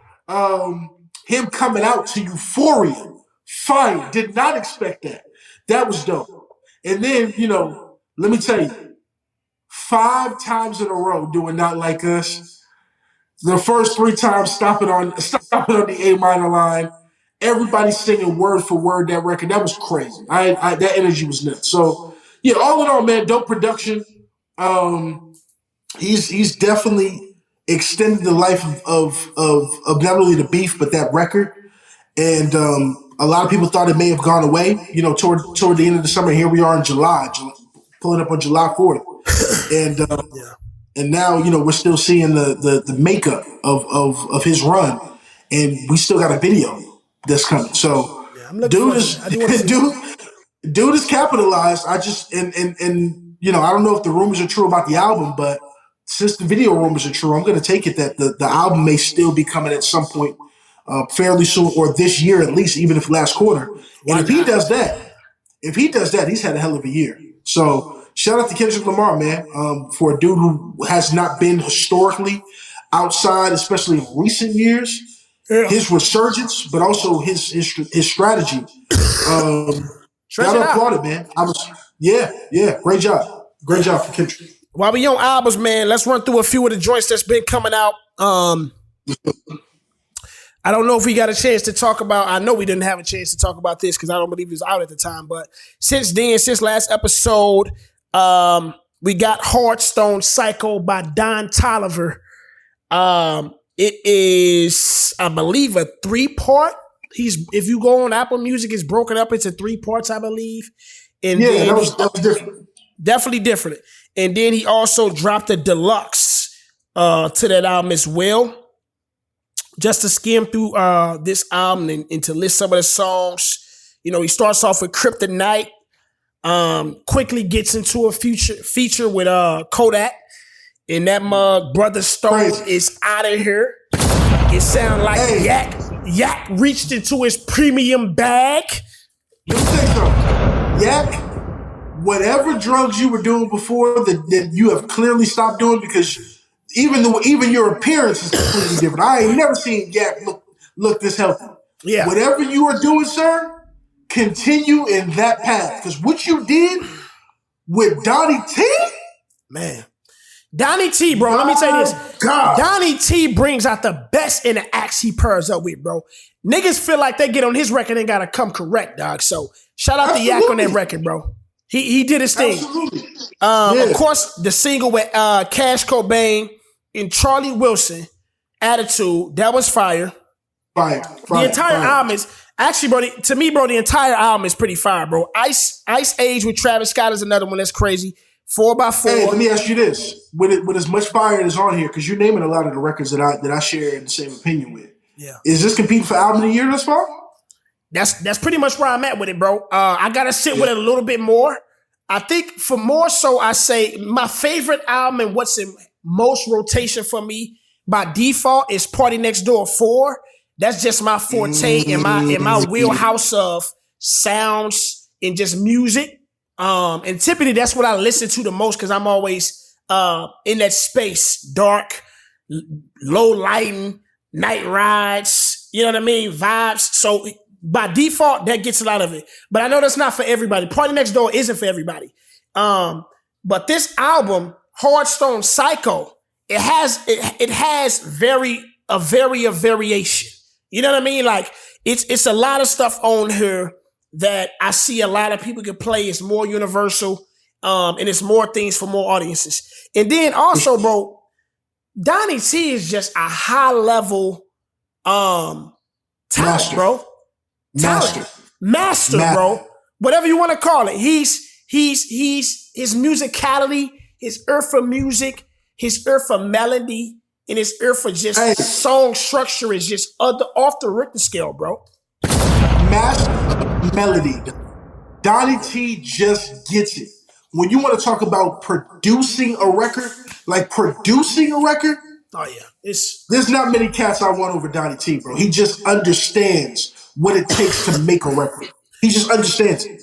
He knows exactly what form to take shape of, no matter what the record is demanding. That's pretty much.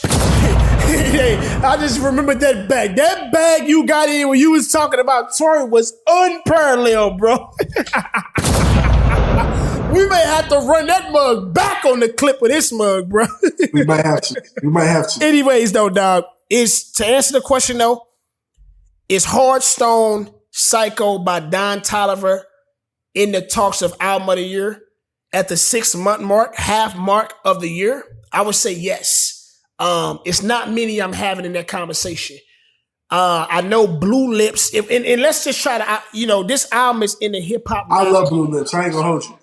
This album is in the hip hop rap genre. I'm more so saying album of the year in that genre. Honestly, this year I've actually been not purposely closing my ears off to a lot of other genres, but it just doesn't seem like too many other genres are pulling me in as much as they used to. Even like the Ariana Grande's, I would go and literally sit and dissect those albums on a higher scale. I really haven't been doing that this year. I'm trying to, like, the furthest I've went out, I really haven't reached out that far this year. I'm not sure why, but nothing has really been pulling me to either. So, but I'm also talking about album of the year in the rap genre, though. I know Blue Lips is in there, like you were saying. I know Dre South in our chat is high on that one as well. I think if Gunna dropped this year, I know he was in the mix. He was up for album of the year actually at the BET Awards. People are loving the album. I haven't brought myself to deep dive into it. Man, I forgot about as crazy as the noise was when Like That dropped and all the stuff around Metro and Future. Somehow, bro, something's happened around that space. With the We Don't Trust You and We Still Don't Trust You. I like the second installment of it, the We Still Don't Trust You. But the momentum they had, it just seemed like it slowed down. You know what it is? I think once they announced they tour, and I don't know, allegedly they're struggling to sell tickets. In every since really? Yeah, bro. Bro, they put out a document of the amount of attendance that was being purchased at the stadiums. And bro, on what the stadiums was holding on versus what was being purchased, it was almost like this can't be real. It was almost like they just had 2 number 1 albums. Why wouldn't they be selling out your local arena in your city? So yeah, I mean, honestly, once that came out, I feel like the brand and just that whole movement, something took a hit. It's crazy because Future, he's been on big tours. And so sure. Metro, and like I said, it just had 2 number 1. So I would say We Still Don't Trust You maybe in the mix, though. The second installment. Bryson Tiller.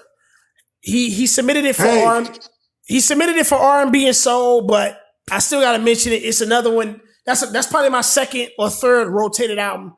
And honestly, those 2 albums, Party Next Door 4 and Bryson Tiller, when it comes to the fall, yeah. Can I just say this about that Tiller album? Between Child, which is just a record I love when it comes on, Between that record and also a special shout out to the pen of Victoria Monet. That record with him and Victoria Monet is some of the greatest writing I've experienced in a long time on a record. It's some of the most unique writing for sure. It's different. And honestly, bro, to piggyback on that Victoria Monet praise, shout out to Victoria Monet, period. Victoria Monet when it come to the body, Victoria Monet when it come to winning the night at this past BET Awards, just Victoria Monet on my mama. I ain't gonna lie, bro. I gotta give it up to Victoria Monet because she's somebody that I've been aware of and I know her music and she's been around. I just never really sunk my teeth into her holistically. But as I've been beginning to, the juice is only getting juicier, bro. You know what I mean? Like she's only being more proven of a concept the more you dive into what she has to offer. And man, I absolutely loved her when it came to that performance with Tiana Taylor in that Usher debut, Usher tribute. That's something we didn't talk about. But that mug, man, I don't know what the hell was going on with the BET Awards when they was putting together the people that were going to tribute that to Usher. What you think they was thinking about? They wanted to play funny games? Listen. They gotta start getting some of this approved, bro, by the actual person who's being out. They gotta start getting this approved because I don't know what is happening. You can't do no tribute to me, bro, and I want to prove half of it. No, that's not gonna fly, dog. I'm not gonna show up. How about that? You gonna be giving me a tribute without me being there. You keep doing me like that. So yeah, that's a problem. That's a problem for sure. Usher tribute without Chris. Usher, bro. And here's the thing. I love all the writers in a lot of that, and I actually have the artists that write for Usher in rotation, and I know how amazing they are. And so to think that they wasn't a part of the tribute doesn't make sense to me. It isn't like they was choosing people that was a part of the tribute that were just all A-listers. Like some of those people, that one lady that did that man, what song? It was some lady I ain't never seen her, bro. I can't think of that record, but yeah. What is going on? So it just blew my mind, bro. It blew my mind. But man, to wrap up the albums, dog, I just began traveling down the road of Kalani's latest album, Crash. Okay. What are we talking about? I'm only about a third in.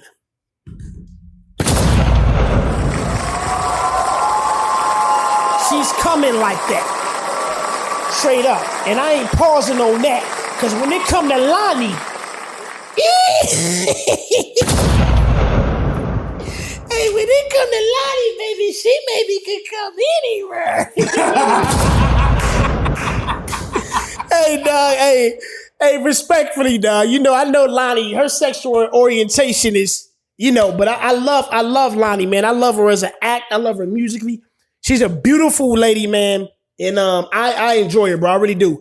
But back to the music, bro. She's coming like that, bro. I love the fact that she's pretty much carrying it all on her own shoulders and not really like when you look at this album, the biggest name you see on her outside of her name is Jill Scott. She didn't really go out and outsource a lot of the stuff when it comes to features and relying on other people. So I love that. And honestly, bro, if you know anything about Kalani, bro, Kalani catalog and what she has, oh my God. She's one of them ones. It's like a ladder of female R&B singers that kind of it goes by. And it's like of this era, like Janae Aiko is kind of like the mother of everybody that's now existing. But shortly after that, Kalani is like right there. I don't necessarily put Kalani with the Scissors and the Summers because they came a little bit after.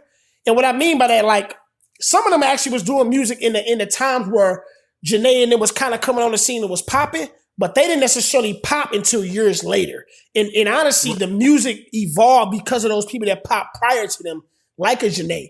But like all them, like SZA, Summer, Mariah Scientist, what's the old girl name? Ari Lennox, all those type of chicks, Summer Walker, all them people are being children of like the Janaes. And I kind of put Kalani right up in that space because Kalani, bro, is special, bro. And she can perform, dance her ass off. And so, bro, yeah, I'm only a third into the album. And I was already looking forward to this album because it's been a minute since she dropped the last one. Well, the last one was kind of on a different side of sound of the music. But the one before that one was even crazy. So I knew she was about to come back to this stuff that we really love her for. But yeah, bro, if you ain't got into it, you got to check it out, bro. Definitely. Yeah, I ain't people. But look, that's now first on the list if you talking like that, because that's the level of Kalani I want to hear. So yeah, I'm in it. I'm definitely jumping in. Any projects your way, dog, before we start to wrap up and get up out of here? Sheesh, you've listed what I've been on, man, trying to tap into. I had to catch up on Don because I seen y'all talk about it, but I wasn't in it.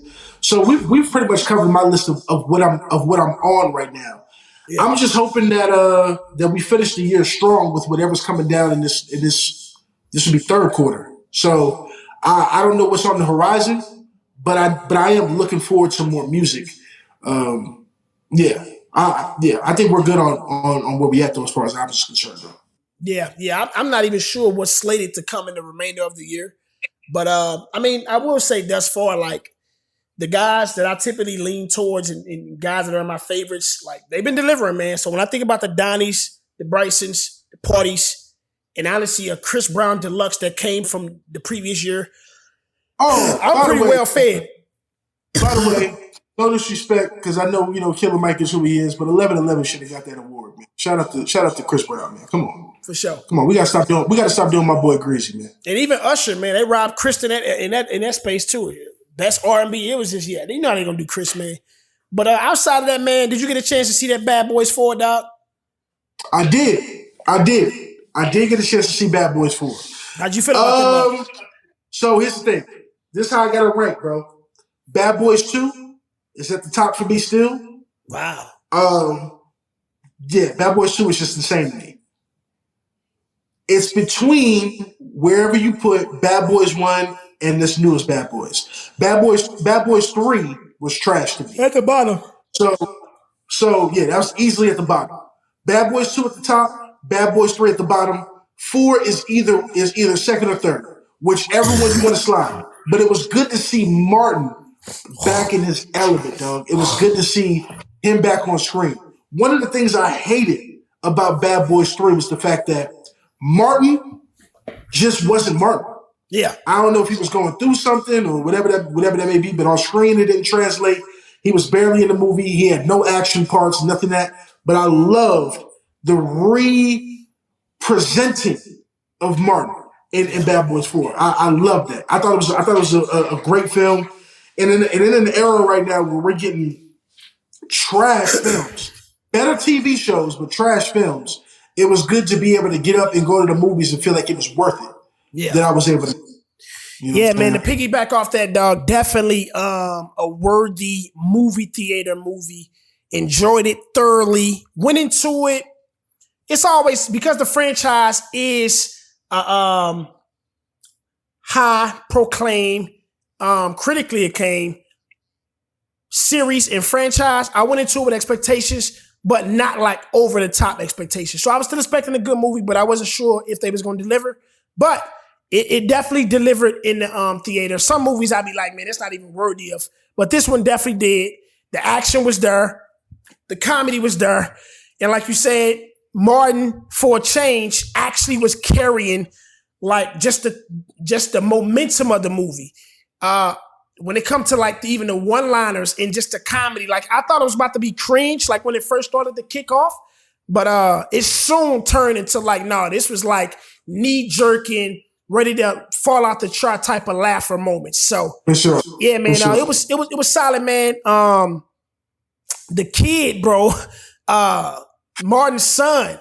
I'm like, man, this nigga This nigga should have been a part of the squad the whole time. You know what I'm saying? The whole like that boy, it was a little bit invincible, OD, but I'm like, all right, hey, if you gotta make an impression, make an impression. So he did that. I enjoy that a lot, man. I still love Will Smith for Strange Son. He still is a beast. I think they need to give him a spinoff or do something with him in some fashion. Because he's That's one of the keep ones. that series alive. Yeah. That's how you keep that series alive. Yeah. Same way they kept Fast and Furious alive. That's how you spin that off. I was just about to say that. They got a potential to do something like that. And they got a potential to make it even more spicy between Rush Hour series and this series. Because before this last movie, it was an overwhelming, convincingly deciding factor or deciding edge to Rush Hour, in my estimation. Now, with this last one, it's more entertaining. I still give the edge to Rush Hour, but hey, don't get it twisted. I don't think Rush Hour, based off of how Jackie's looking in these current stages, will be able to recalibrate back to that. And they necessarily didn't have any further lineage that was being presented in the latter Rush Hours. Like there was no cast that was being a part of it where it was like, I can see something. I can see that being something that's made of something in this Bad Boy series. So that still go to be seeing what'll come of it, but I would love for something to come of it and make them more entertaining. So, but yeah, man, love the movie, dog. It's a few movies on the table that I'm looking forward to getting into. I did see that Quiet Place, the recent one, day one. Solid, wasn't amazing. It was cinematically better just because of the evolution of technology and just cinematography. But the story and just, I wanted the origins of how this started to be a little bit more deeper than what they gave us. It was honestly more of almost like a drama love story than it was a thriller or not a psychological, but thriller kind of horror. It really wasn't much of that. It was some there, but I wanted to be a little bit more. But that Joker 2, looking forward to that, dog. Ooh, yes, sir. And then honestly, it's a new one that's going to come out, Maxine. It's an A24 production. And A24 is like my favorite production film company out in current times. They behind movies like Uncut Gems with Adam Sandler. They are part of this trilogy that I was talking about, Maxine, Pearl, and X. Did all those. It's amazing. If a lot of A24 movies feel like they real based off of true stories, but they actually be fiction. But them mugs always feel like, yo, this smug, like, you know what I mean? Like, check them out if you ain't into them, dog. But outside of that, dog, yeah, I'm looking forward to them, man. And man, what's popping outside of that, man, as we rapping, dog? What we got going outside of that, dog? Anything Cash should be looking for? Man, bro, I'm in the streets, man. If it's not the What a Clarity podcast, I'm in the streets right now, man. So yeah. With that being the case, there's a lot going on in the city, man. A lot of impact, trying to be made with community efforts and all that. So I'm in the streets this summer, man. Really trying to lock in with the community. So I don't know about content on the horizon other than people be here, but I'm glad to be here, man. So that's just kind of what it is, bro. I feel that, my G. Well, yeah, man. Man, your boy is over here struggling, dog. Coming up out of this cold. Some cats got around me, dog, that went out of town and came back and poisoned your boy, man. I wasn't even with them cats, so they got you. My apologies in advance, dog, for the viewers that's looking at this mug. You see your boy run off the camera, just know I've been battling the cold, man, but I'm here grinding it out. But nah, man, I'm about to start jumping into the bag of the music term, coming with some new music over the back end of the summer and really revving it up going into the fall. So definitely make sure y'all pay attention to that, man. Got a lot of projects actually coming, man. If you follow me on It's Just _word, you would have seen that I also posted It's Just _ media studio page where it'll be housing a lot of the projects and original short films and short form content that'll be coming out in the coming months and over the next course of seasons. So make sure y'all look out for that, man. I got some real dope projects that's coming. And man, make sure y'all get on the Word of Clarity podcast page, hit that like button, the comment button down below, And make sure you subscribe if you already haven't. Follow the page on Instagram at the Word of Clarity Pod and also on TikTok. And make sure you follow each of us on our personals. It's just _word. And Kenny Klarity, make sure you follow them as well. Episode 25, man.